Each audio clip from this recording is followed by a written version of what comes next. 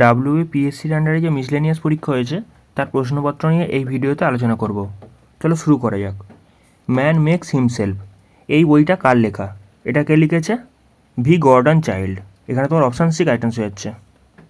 পরবর্তী প্রশ্ন, কোনো মূলধনের বার্ষিক এত % হারে কত বছরে দ্বিগুণ হবে? আমি মূলধনটা ধরে নিচ্ছি 100 টাকা, পি, টিটা আমাকে বার করতে হবে, আর এখানে বলে দিচ্ছে 6.1/4। এটাকে কীভাবে লিখতে পারি? বেসিক্যালি 4 6 24 একে 25, 25 ডিভাইড বাই 4 এরমভাবে লিখতে পারি, মানে 25 divide by 4 divide by 100 PTR by 100 equal to, এখানে বলেছে কত বছরে দ্বিগুণ হবে, মানে 100 টাকা বেড়ে হচ্ছে তোমার 200 টাকা, মানে ইন্টারেস্টটা কত?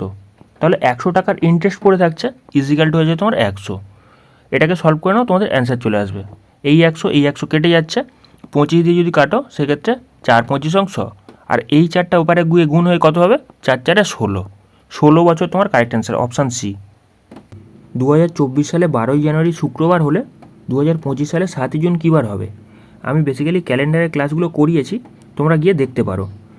ডেট বলে দেওয়া আছে 12, মান্থের কোড হয়ে যাচ্ছে তোমার বেসিক্যালি এখানে দেখো জানুয়ারি মাস, মানে এখানে কোড হয়ে যাচ্ছে লিপ ইয়ার, যেহেতু 0 হয়ে যাচ্ছে, ডেট মান্থ ইয়ার, ইয়ার এখানে হয়ে যাচ্ছে কত? 24।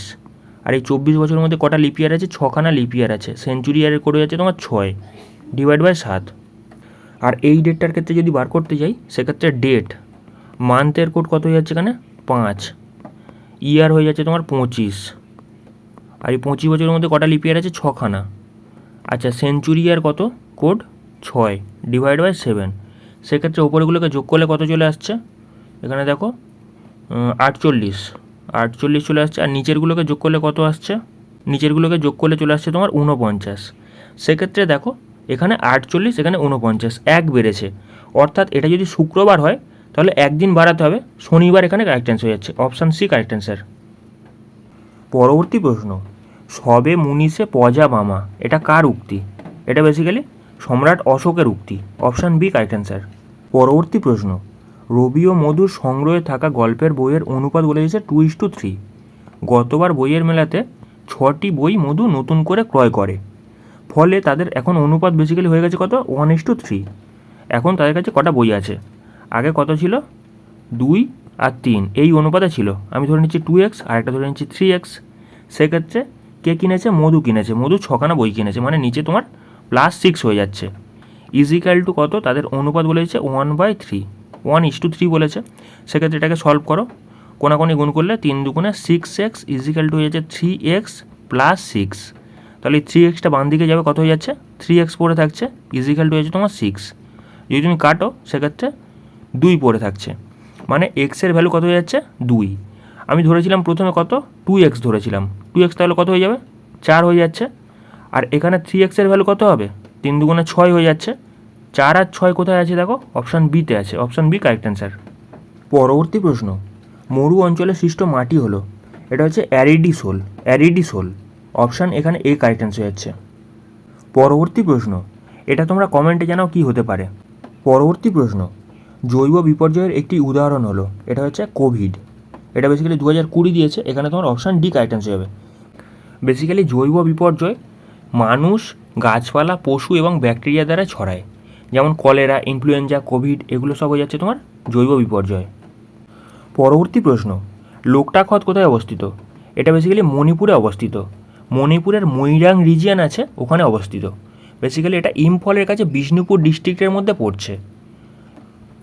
এটা 1990 সালে রামসর সাইট হিসেবে পরিচিতি পেয়েছে।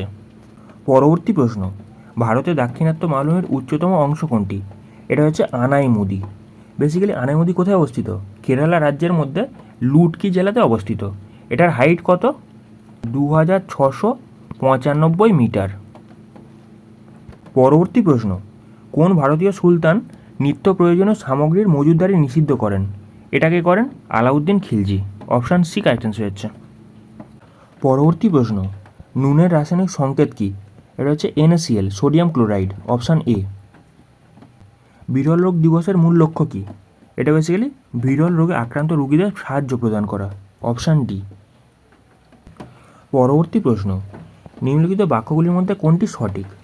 অন্ধ্রপ্রদেশে অবস্থিত নাগার্জুন সাগর শ্রীশাইলাম হলো ভারতের বৃহত্তম ব্যাঘ্র সংরক্ষণ কেন্দ্র।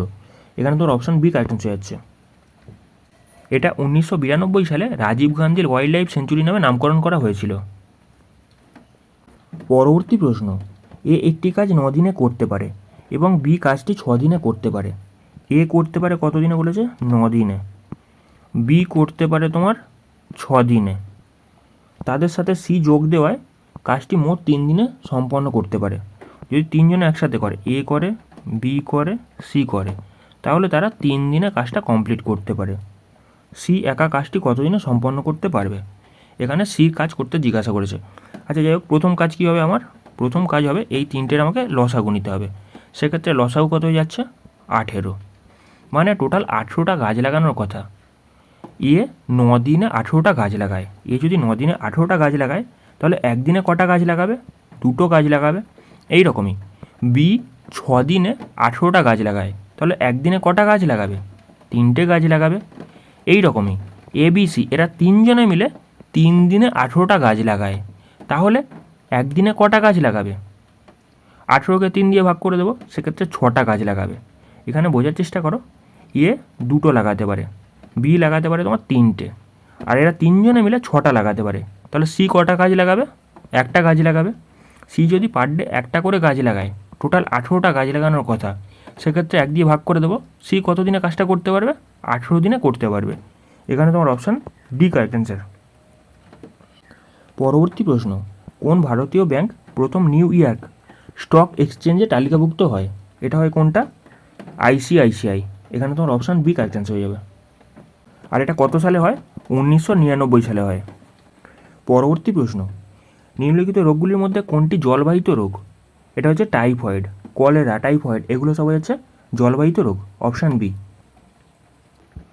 পরবর্তী প্রশ্ন, হলদিয়া বন্দর কোন দুই নদীর সঙ্গমস্থলে নদীর তীরে অবস্থিত? এটা হলদি নদী আর হুগলি নদীর তীরে অবস্থিত, মানে সঙ্গমস্থলে। এখানে তোমার অপশান এ কারেক্ট অ্যান্সার হচ্ছে হলদি আর হুগলি। পরবর্তী প্রশ্ন, কীটপতঙ্গের অধ্যয়নকে কী বলা হয়? এটাকে বলা হয় এন্টোমোলজি। এখানে তোমার অপশান বি কারেক্ট অ্যান্সার যাচ্ছে। পরবর্তী প্রশ্ন, ভলগা থেকে গঙ্গা এই গ্রন্থটির লেখককে? এটা কে লিখেছে? 1943 সালে রাহুল সাঙ্কিতায়ন ইনি লিখেছেন। Option D.